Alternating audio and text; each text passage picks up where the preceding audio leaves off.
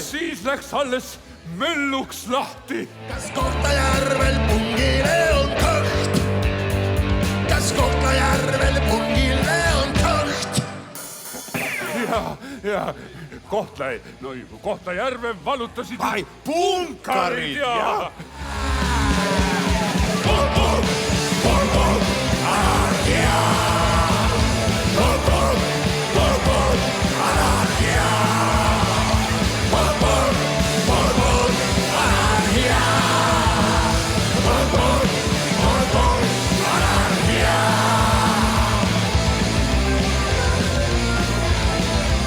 Osad otsisid Lenini teostest, et mida teha. Üks sõidutati ju kiirabiga Seevaldisse.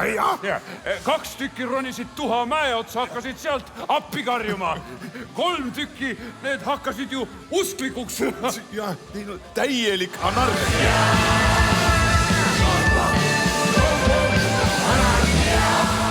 Hulljulged. Sellisel ajal unistada vabast Eestist.